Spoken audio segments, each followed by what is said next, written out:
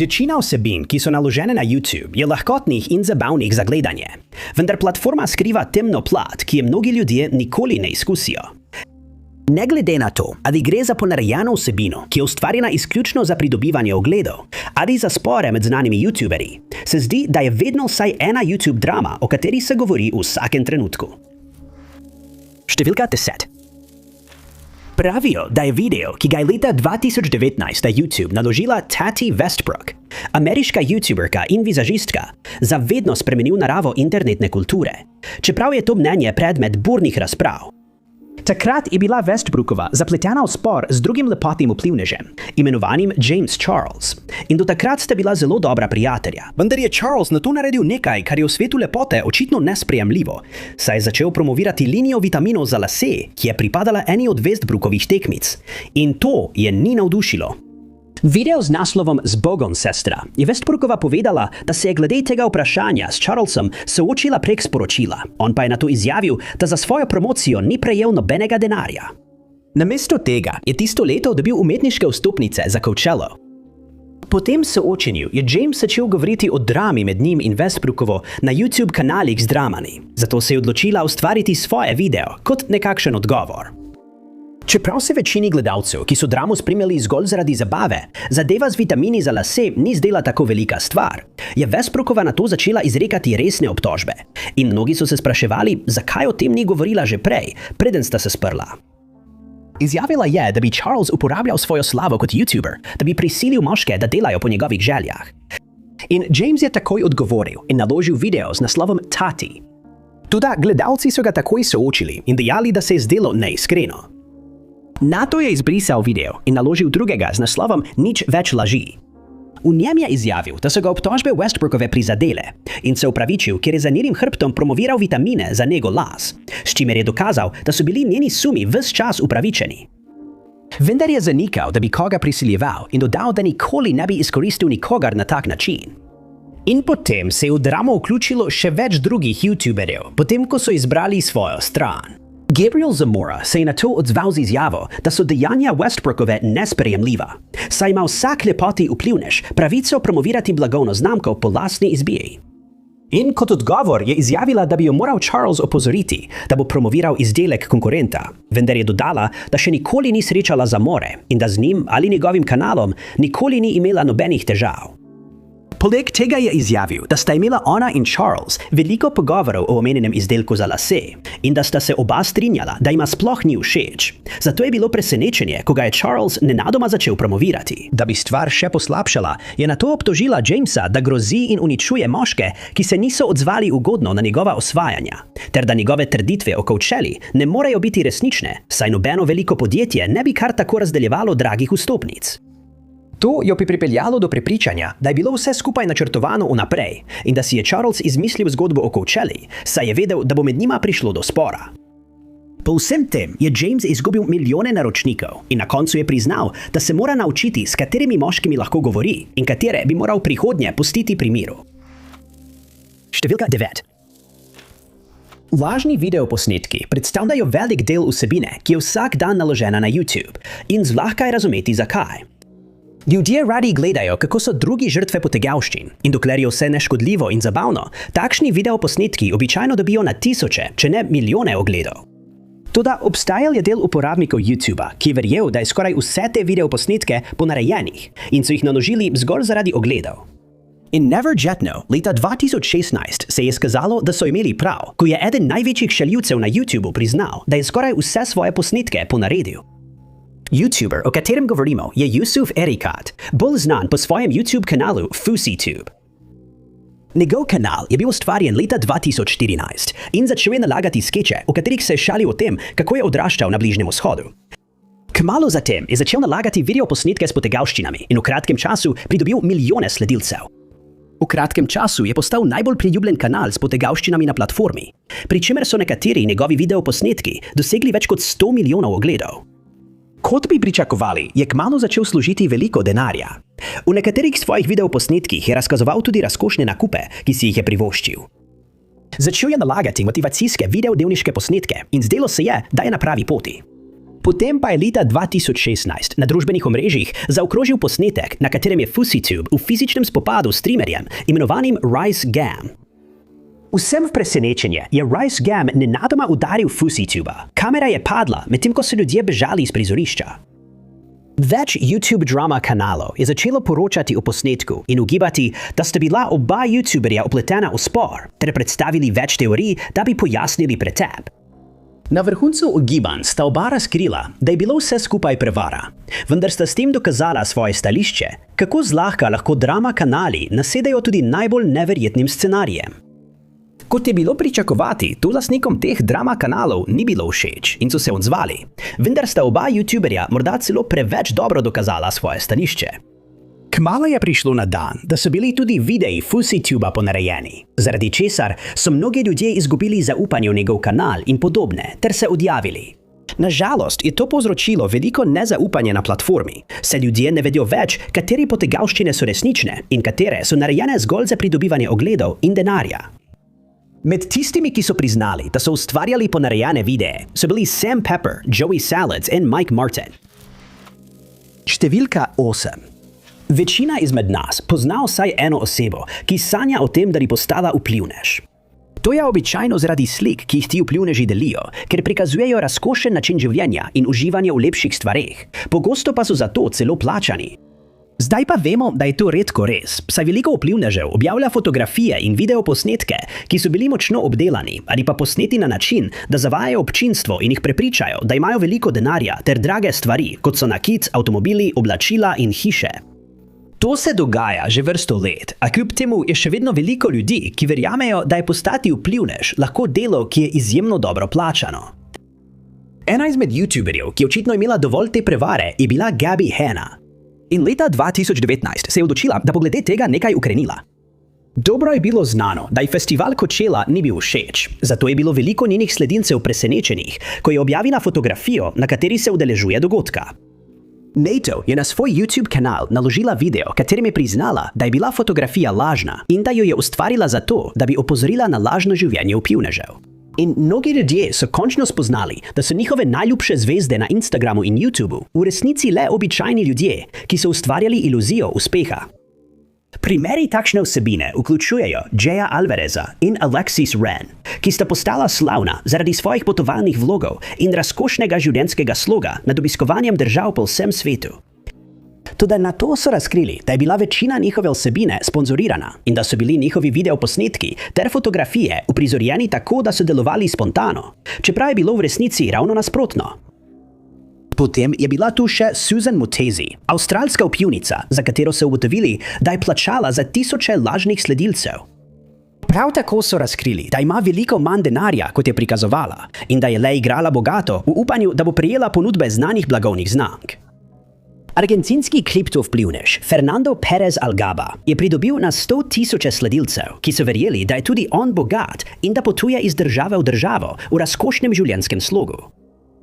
Kasneje je prišlo na dan, da je bil močno zadolžen, saj si je izposodil skoraj ves denar, ki ga je potreboval za lažno predstavljanje svojega življenjskega sloga in da je bil dejansko v finančni luknji, iz katere bi se zelo težko izkopal. Belle Gibson, vplivnica za zdravje iz Avstralije, je postala slavna, ko je senzacionalno trdila, da je ozdravila možganskega raka z uživanjem prave hrane in uporabo povsem naravnih zdravil. V enem najhujših primerov te vrste se je izkazalo, da sploh nikoli ni imela raka in da je trdila, da je neozdravljivo bolna samo zato, da bi pridobila sledilce v upanju, da bo zaslužila veliko denarja. Številka 7. Nekateri naročniki se močno vpletajo v osebna življenja svojih najljubših YouTuberjev, kot je bil primer s parom Heidi O'Farrell in Jaredom Nabhanbauerjem, ki sta vsak ustvarila svoj YouTube kanal. Jared, ki je postal znan kot Pro Jared, je pridobil na tisoče naročnikov zahvaljujoč svojim enominutnim recenzijam videoiger, ki jih je začel nalagati na platformo septembra 2017. Do leta 2019 je imel več kot 1 milijon naročnikov, nato pa je začel ustvarjati daljše videoposnetke. Med njimi so bile tudi lestvice Top 10, na svojem drugem kanalu pa je začel živo prenašati svoje igralne seanse. Kar se tiče O'Farrellove, je profesionalna igralka, vendar je bolj znana po svojih cosplay objavah, čeprav je pridobila veliko sledilcev na Twitchu, kjer lahko njeni sledilci spremljajo, kako igra svoje najljubše videoigre. Po nekaterih virih je Nabhan Bauer leta 2018 začel razmerje z Holly Conrad, ki je prav tako cosplayerka, in to z dovoljenjem svoje žene Heidi ter Conradinega moža Rossa O'Donovana. Vendar se je izkazalo, da to ni bila dobra ideja. Kmalu zatem je O'Farrellova umaknila svoje soglasje in zagrozila z ločitvijo, če Nabhan Bauer in Conradova ne bosta prenehala združenje. O'Donovan se je na koncu izselil iz skupne hiše s Conradovo, vendar je še naprej podpiral njuno razmerje. Potem je 7. maja 2019 O'Farrellova na svojem profilu na družbenih omrežjih objavila, da je odkrila, da se Conradova in Nabhan Bauer še vedno videvata in da to počneta že več mesecev. Dodala je, da je Nabhan Bauer poskušal za težave v razmerju okriviti samo njo in da je svojim prijateljem lagal o tem, da ima afero z drugo žensko. Poleg tega je, ko se je z njim soočila glede te težave, postal obramben in jezen ter vztrajal, da je ona problem v njunem zakonu. Potem je Nabhan Bauer objavil, da se z O'Farrellovo ločujeta, vendar je izjavil, da ne bo razkrival nobenih dodatnih informacij, saj sta mu njena zasebnost in dobrobit na prvem mestu. Edina težava je bila, da je O'Farrellovo blokiral že pred objavo tega zapisa. Ona pa mu je odgovorila in ponovno poudarila, da jo je varal več mesecev, ter dodala, da njegove zadnje objave o tej zadevi sploh ne bo videla, saj jo je blokiral pred ogledom vsebine. Sledila je množica sporočil, v katerih je O'Farrellova obtožila Nabhan Bauerja, da je manipulativni, zlorabljajoč in nezvest. Razkrila je, da je za afero izvedela, ko je brskala po enem izmed starih Nabhan Bauerjevih mobilnih telefonov. Medtem je našla neprimerne pogovore med njim in Conradovo. Nato pa se je neposredno obrnila na Conradovo in ji povedala, da bi bila verjetno veliko manj negotova glede sebe, če bi začela hoditi z moškimi, ki niso že poročeni. O'Farrell je v nekaj dneh objavil na stotine posodobitev, medtem ko sta Nabhan Bauer in Conradova o tej zadevi ostala tiho. Ko se je Nabhan Bauer končno odprl in objavil dolgo sporočilo o tej zadevi, je prišlo na dan, da je imel O'Farrell tudi dolgoletnega fanta, medtem ko sta bila poročena. In dodala je, da tega v svoji prvotni objavi ni omenila, ker ni menila, da je to pomembno za situacijo, kar je razjezilo številne njene in Nabhan Bauerjeve sledilce.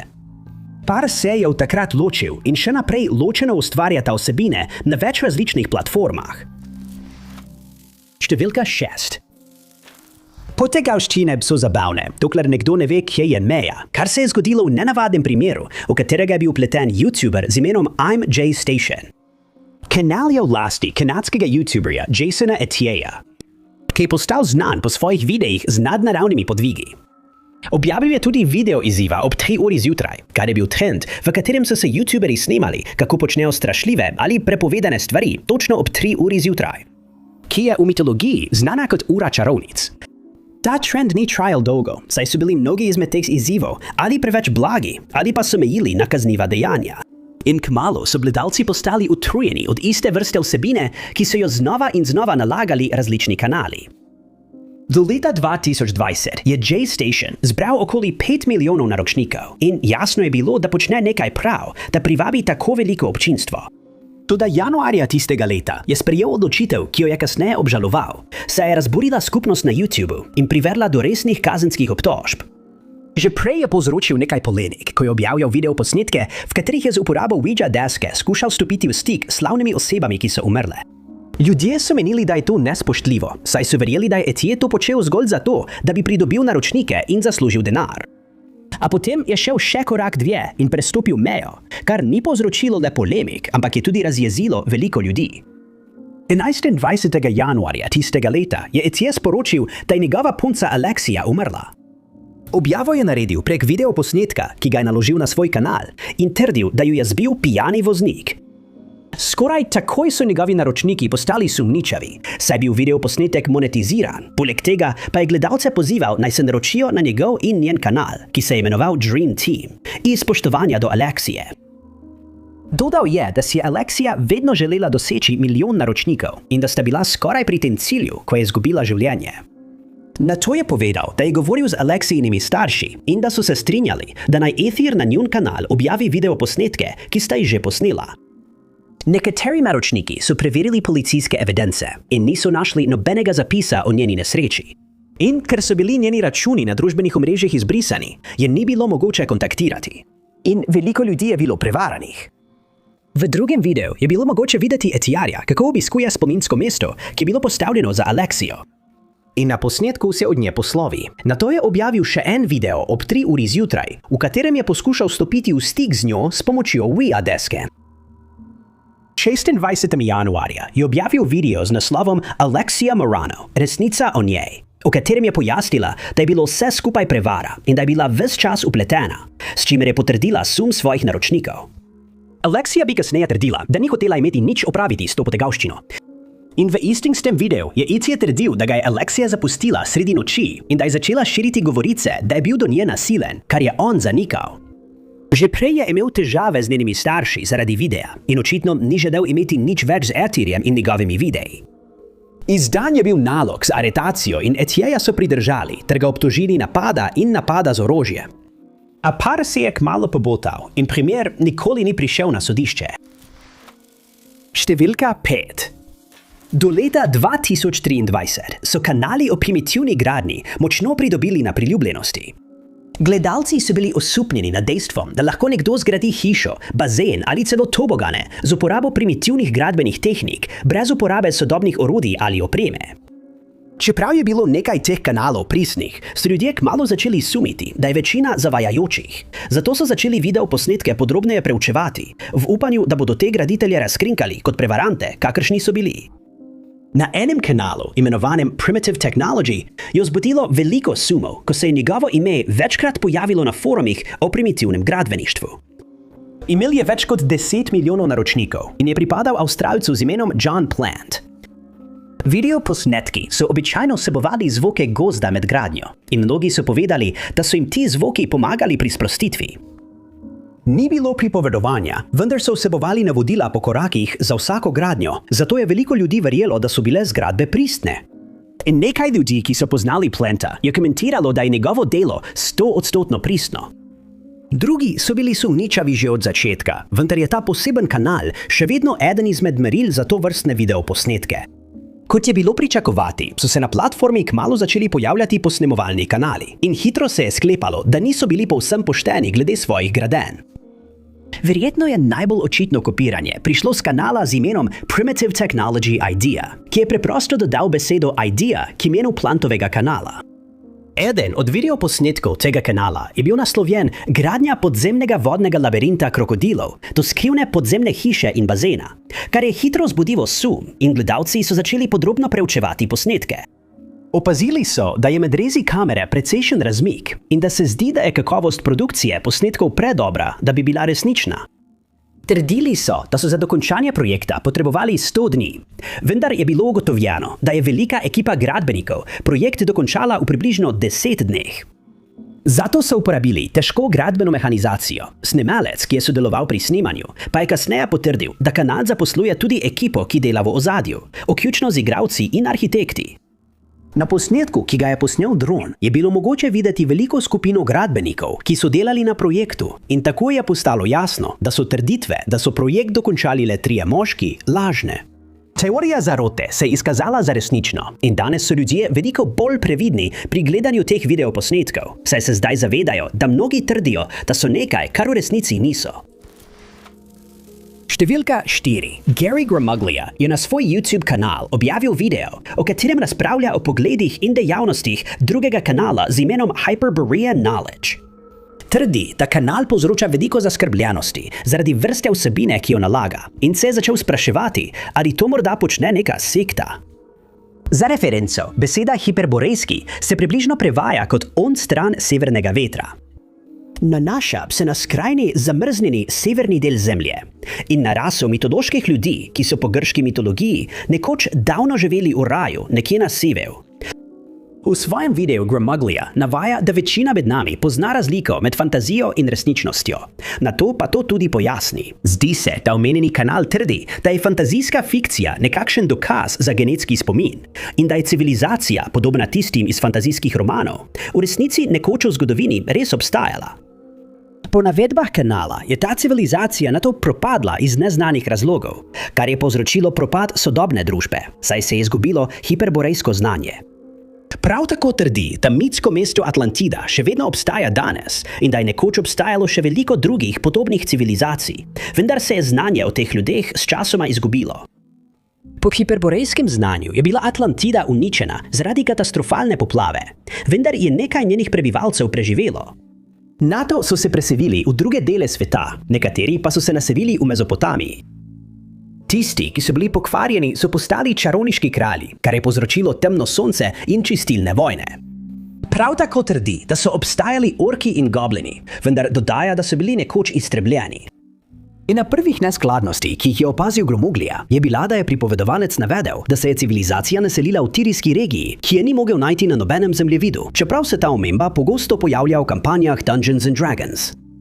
Gromuglija predlaga, da je pripovedovalec v resnici mislil na zgodovinsko mesto Tir v Jordaniji, ki pa se dejansko nahaja na nasprotni strani Bližnjega vzhoda. Video nato trdi, da je območje postalo puščava zaradi vremenske magije, je povzročila dvig temperatur. Nato naj bi kačji kralji čarovniki vladali določenim delom Mezopotamije. Ljudje na tem območju pa so se začeli med seboj boriti, da bi pridobili čim več moči. To je povzročilo suženjstvo, notranje spore, žejo in lakoto. Kraljem je uspelo prepričati večino ljudi, da so se odpovedali svoji veri in predniškim načinom razmišljanja ter postali pacifisti. To je pomenilo, da so imeli ti kralji neizpodbitno oblast nad regijami in ljudmi, ki so tam živeli.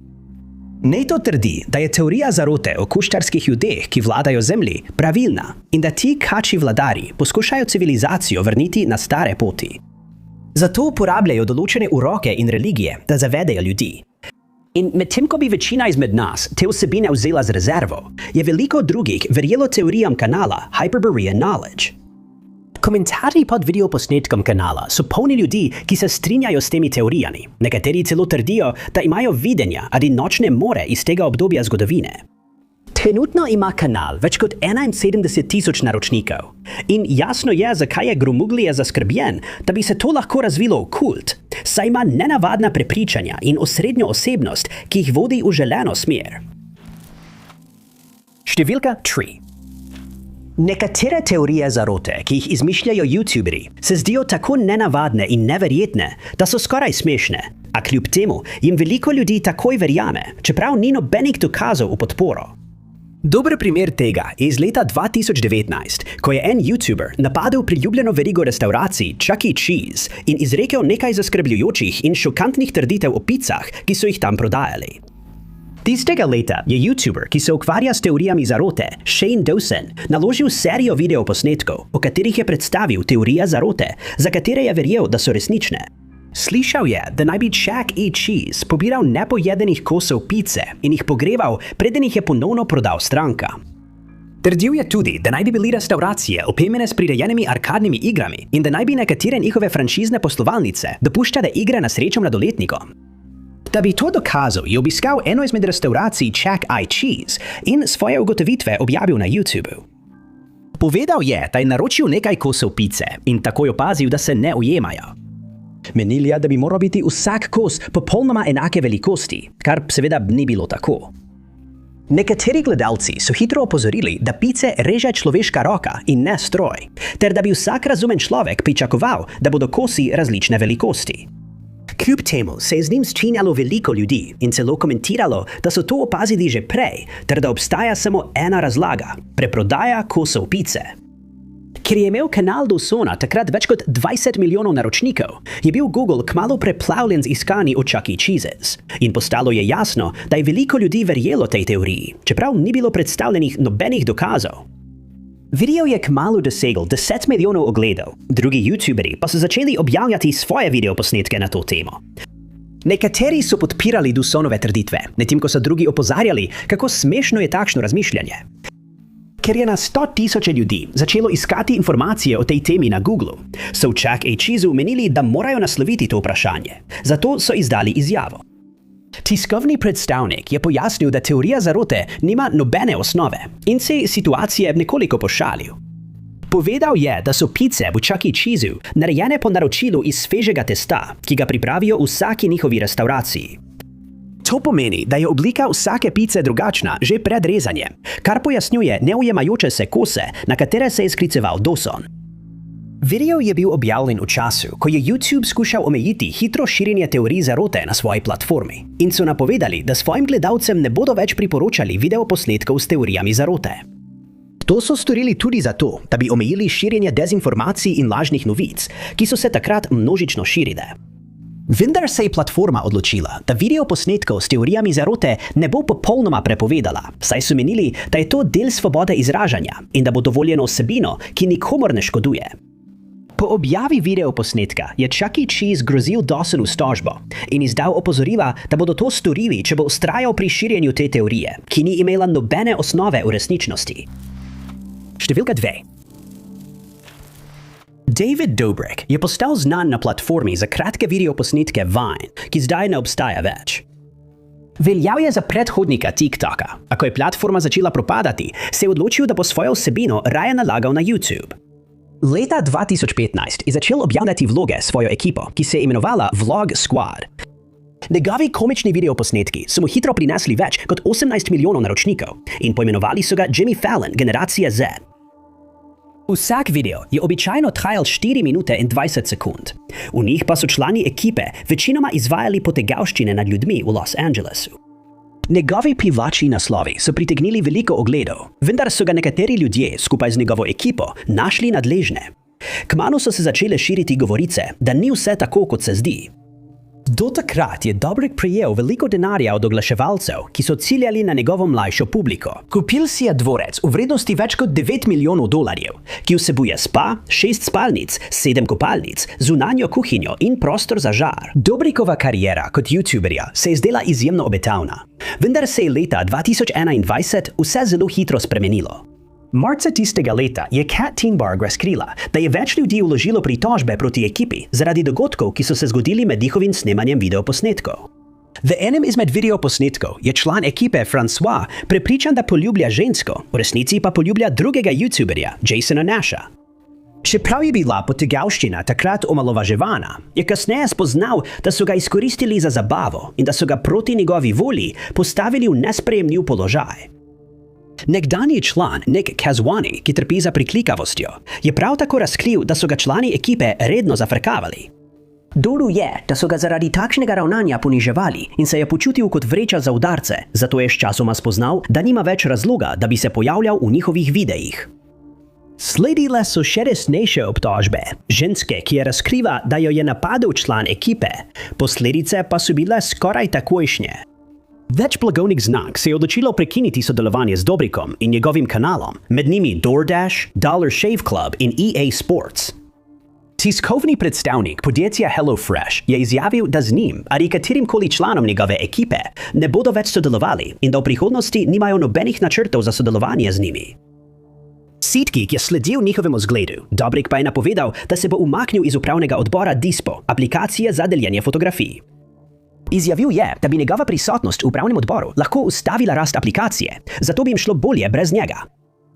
V videoposnetku, ki ga je naložil na YouTube, se je opravičil Francois in izjavil, da je pri tej stvari zgrešil bistvo. Dodal je, da se zdaj zaveda pomembnosti pridobitve soglasja svojih tarč in da je moral prekiniti vezi z več člani ekipe. V nadaljevalnem videoposnetku je dodal, da verjame obtožbam ženske, ki je prijavila napad, in da se zaveda, da je bilo napačno, da je sploh povabil njo in njene prijatelje na snemanje videa. Danes Dober še naprej ustvarja videoposnetke in zdaj ima v lasti pizzerijo v Los Angelesu. Številka 1. Vplivneži, ki živijo izven omrežja, ustvarjajo vtis, da je opustitev mobilnih telefonov, prenosnikov, tablic in večine sodobnih udobij popoln način življenja. In čeprav je to morda v nekem smislu res, je prišlo na dan, da mnogi izmed teh vplivnežev niso bili tako iskreni, kot so trdili. Videoposnetki, ki jih ti kanali nalagajo na YouTube, običajno prikazujejo gradnjo hiš ali drugih objektov brez uporabe elektrike ali drugih sodobnih naprav ali strojev. Vendar pa ne gre le za gradbeni vidik tega življenjskega sloga.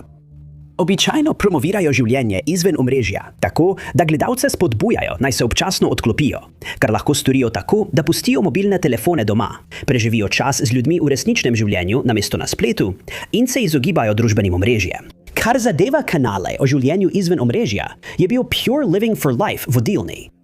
Lastnika sta bila Jesse Stafford in Alisa Kraft, ki sta živela skupaj, vendar po navedbah virov nista bila poročena. Kanal se je začel kot vlog o minimalističnem življenjskem slogu, nato pa sta se odločila preseliti v Idaho, kjer sta kupila kos zemlje. A to območje sta izbrala še iz več drugih razlogov.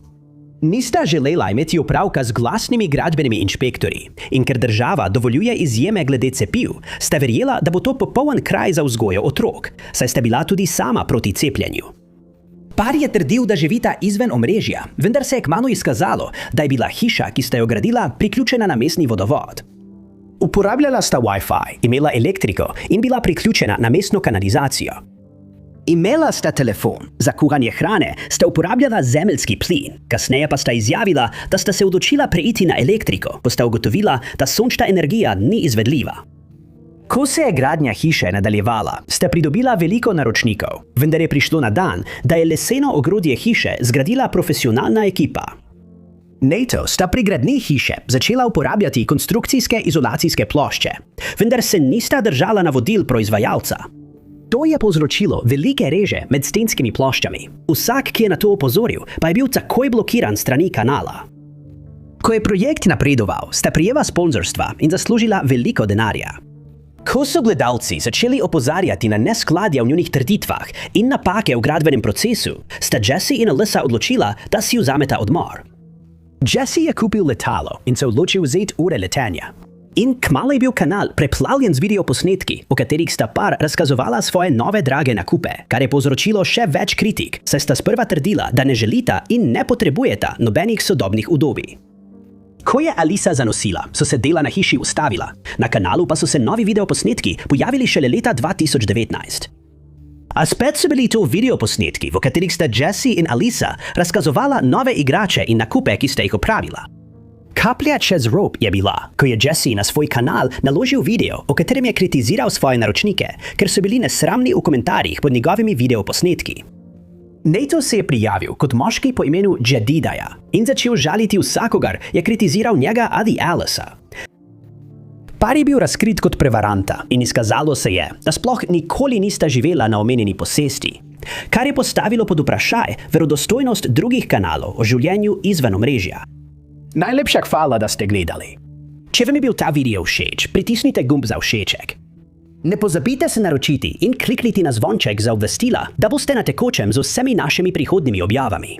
Moje ime je Top 5 anonimnih in se vidimo v naslednjem videu.